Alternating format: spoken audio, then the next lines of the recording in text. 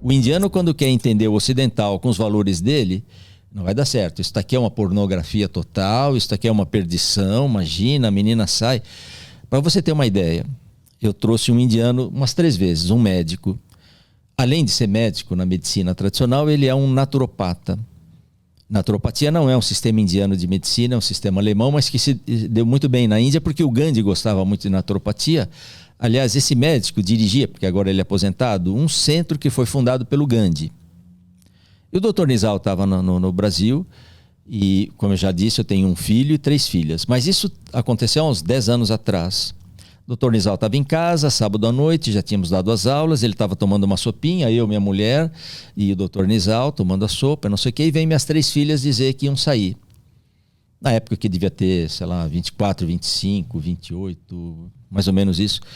E aí ele olha no relógio, 9h30 da noite? Elas vão sair agora, Marcos? Não, sim, doutor, mas elas vão num bar. Vão no bar? Como vão no bar? Não, doutor Nizal, não se preocupe, elas voltam cedo. Que hora que elas voltam? Ah, meia-noite. Meia-noite que elas voltam? Imagina, ele voltar às 3, 4 da manhã. Eu falei, meia-noite, não. Não se preocupe, doutor Nizal, elas vão com os amigos. Com os amigos! Tudo que eu falava eu escandalizava. Como com os amigos? Não, mas eu os conheço, eles vêm. Eles frequentam a casa das meninas.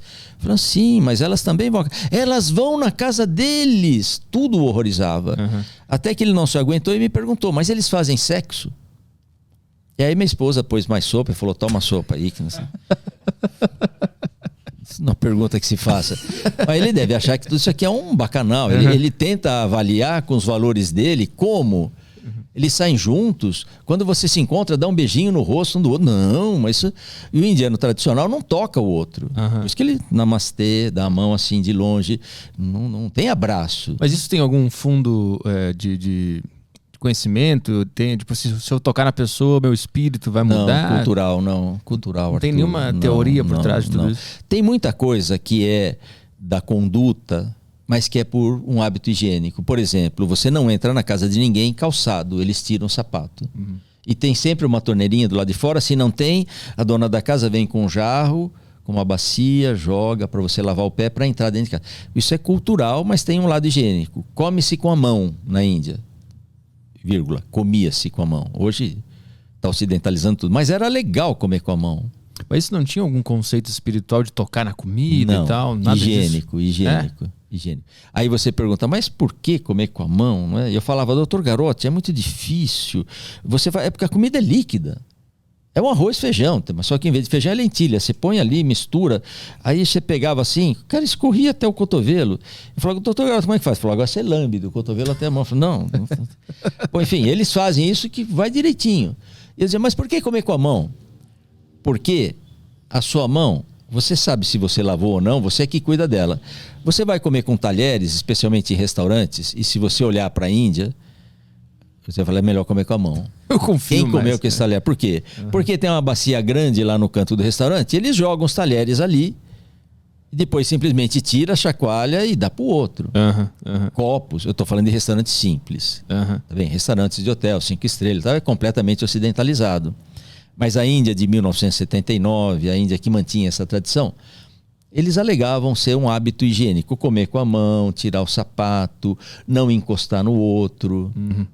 Agora, a gente também gosta de dar uma romantizada ou sair um pouquinho né? E exagerar um pouquinho nessa coisa do misticismo. Não, porque este dedo é Júpiter, este aqui é Marte, encostou naquele... Uma vez uma aluna sentada numa aula, finalzinho da aula, fazendo uma meditação e tal, aquela penumbra na sala e não sei o quê. Professor, quando acaba a aula, começou a me formigar o dedão da mão direita e foi formigando.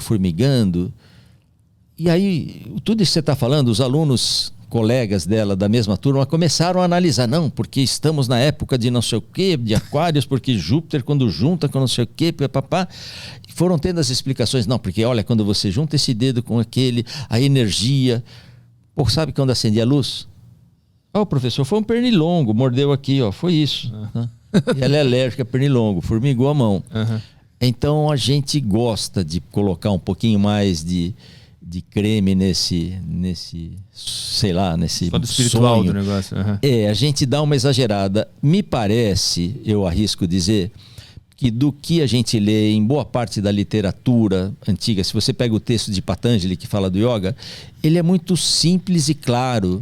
Esse é o primeiro de todos? Esse é o primeiro de todos. Guilherme falou bastante dele, Patanjali. O texto de Patanjali é o texto que define o yoga.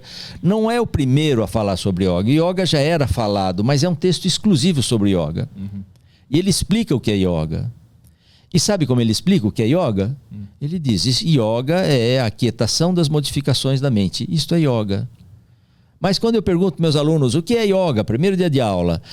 É a união do espírito, não sei. É tudo isto. Mas o texto ele é muito mais preciso em dizer assim, yoga é um estado da mente. Yoga é meditação.